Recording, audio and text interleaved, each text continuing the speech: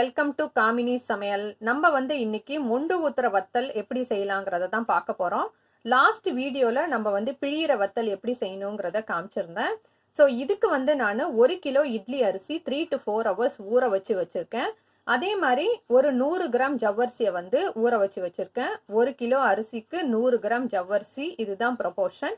இதை நம்ம நைட்டே காய்ச்சணுங்கிற அவசியம் இல்லை. ஏன்னா காலையில நம்ம சுட சுட காய்ச்சினா கூட நம்ம கரண்டியில தான் மொண்டு ஊத்த போறோம். அதனால காலையில காய்ச்சிக்கலாம். பட் இந்த அரிசியை மட்டும் நம்ம இப்ப கிரைண்டர்ல அரைச்சி வச்சுக்கிட்டோம்னா, ஃப்ரிட்ஜில் வச்சுக்கிட்டோம்னா நமக்கு ஈஸியா இருக்கும் காலையில காய்ச்சறதுக்கு.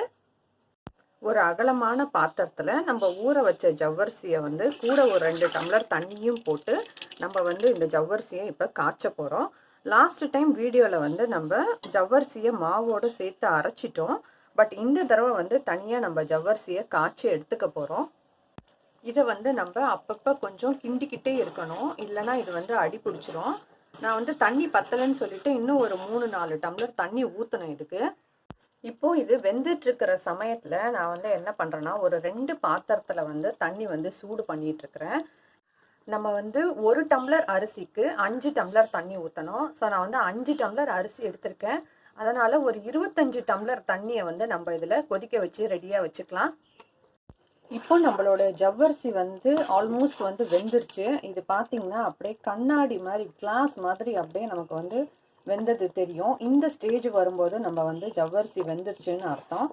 ஸோ இப்போ நான் இந்த கொதிக்க வச்சிருக்கிற தண்ணி ரெண்டுமே கொதிக்கிற ஸ்டேஜ் வந்துருச்சு. இந்த தண்ணியை நம்ம இப்போ இந்த பெரிய பாத்திரத்தில் ஊற்றிடலாம். இந்த தண்ணி கொதிச்சிட்டு இருக்கும்போது நம்ம அரைச்சி வச்ச பச்சை மிளகா, இதை நான் இந்த தடவை ஜூஸ் பண்ணி எடுத்து வச்சிருக்கேன், ஃபில்டர் பண்ணி. இந்த பச்சை மிளகாவை ஜூஸை நம்ம போட்டுடலாம். அதுக்கப்புறம் ஜீரகம், இதையும் இப்போ இந்த ஸ்டேஜில் போட்டுடலாம். அதுக்கப்புறம் பெருங்காயத்தூள், இது எல்லாத்தையுமே நம்ம இந்த தண்ணி கொதிக்கும் போதே போட்டு மிக்ஸ் பண்ணி நம்ம கொதிக்க வச்சிடலாம். லாஸ்ட் டைம் நம்ம கடைசியாக ஆட் பண்ணோம். இதில் இப்போ தண்ணி கொதிக்கும் போதே ஏன் இதை போட்டு நம்ம மிக்ஸ் பண்ணுறோன்னா, அந்த ஜீரகம், பெருங்காயம், பச்சை மிளகா இதோட ஃப்ளேவர் நமக்கு இதில் இறங்கி இது ஒரு டிஃப்ரெண்ட்டான ஃப்ளேவர் இருக்கும். அப்படிங்கிறதுனால தண்ணி இப்போ நல்லா தளதளன்னு கொதிக்க ஆரம்பிச்சிருச்சு. இந்த ஸ்டேஜில் நம்ம மாவை கொட்டி கிண்டிட வேண்டியதா. ஒருத்தர் ஊற்றிட்டே இருக்கணும், இன்னொருத்தர் கிண்டிகிட்டே இருக்கணும். அப்போ தான் நமக்கு கட்டி பிடிக்காமல் இருக்கும் மாவு. இப்போ நம்ம மாவு சூப்பராக வெந்துருச்சு. நான் ஆல்ரெடி சொன்ன மாதிரி நம்ம தண்ணியில் கை வச்சுட்டு இந்த மாவில் தொட்டோன்னா இந்த பாருங்கள், ஒட்டவே ஒட்டாது. இந்த ஸ்டேஜ் வரும்போது நம்ம மாவு வெந்துருச்சுன்னு நம்ம முடிவு பண்ணிக்கலாம்.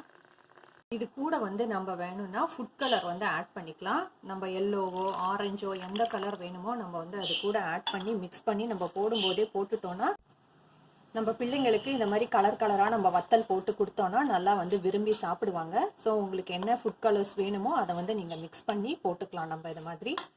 இப்போ நம்ம பிள்ளைங்க லீவில் சும்மா தான் காலையில் டைம் வேஸ்ட் பண்ணிட்டு இருப்பாங்க. அந்த டைமுக்கு நம்ம வத்தல் ஊற்றும் போது அவங்களையும் நம்ம கூட ஹெல்ப்புக்கு கூப்பிட்டுக்கிட்டோன்னா அவங்களுக்கும் ஒரு ஃபிசிக்கல் ஆக்டிவிட்டி இருக்கிற மாதிரி இருக்கும், நமக்கும் வத்தல் ஊற்றுன மாதிரி இருக்கும். ஒருத்தங்க எல்லோ கலர் ஊற்றிட்டு இருக்காங்க, இன்னொருத்தங்க பிங்க் கலர் ஊற்றிட்டு இருக்காங்க. ஸோ இது மாதிரி நம்ம கலர் கலராக கொடுத்தோன்னா பிள்ளைங்களும் விரும்பி ஆசையாக வத்தல் போடுறேன்னு சொல்லி போடுவாங்க. ஸோ நம்ம ஹாலிடேஸில் பிள்ளைங்களோட டைமை வேஸ்ட் பண்ணாமல் அவங்களுக்கும் ஒரு ஃபிசிக்கல் ஆக்டிவிட்டி கொடுத்துட்டு நமக்கும் வத்தல் போட்ட மாதிரி இருக்கும். இந்த மாதிரி கலர் கலராக நம்ம கொடுத்தோன்னா அவங்களுக்கும் ஒரு என்கரேஜ்மெண்ட்டாக இருக்கும். கடைசியாக பார்த்திங்கன்னா நம்ம அந்த ஊற்றி முடிச்சதும் அந்த மாவு இது மாதிரி கெட்டியாகிடும். இதை நம்ம இப்போ ஊற்ற முடியாது. இதுக்கு என்ன பண்ணலான்னா, நம்ம பக்கோடா வத்தல் மாதிரி பண்ணலாம். அதுக்கு நான் வெங்காயம் அரிஞ்சு வச்சுருக்கேன், கருவேப்பிலை அரிஞ்சு வச்சுருக்கேன், சோம்பை பொடி பண்ணி வச்சுருக்கேன்.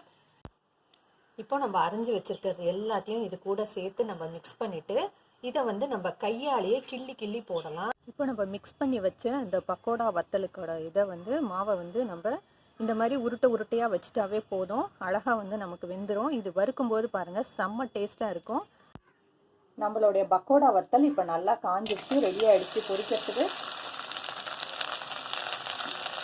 இப்போ பொரிச்சு எடுத்துடலாம். இப்போ நம்மளுடைய கலர் வத்தலை வறுத்துடலாம்.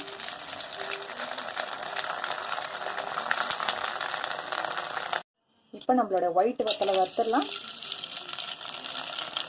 ஸோ எல்லா வத்தலும் இப்போ நமக்கு ரெடி ஆகிடுச்சு. ஸோ இந்த வத்தலையும் நீங்கள் ட்ரை பண்ணி பாருங்கள் ஃப்ரெண்ட்ஸ்.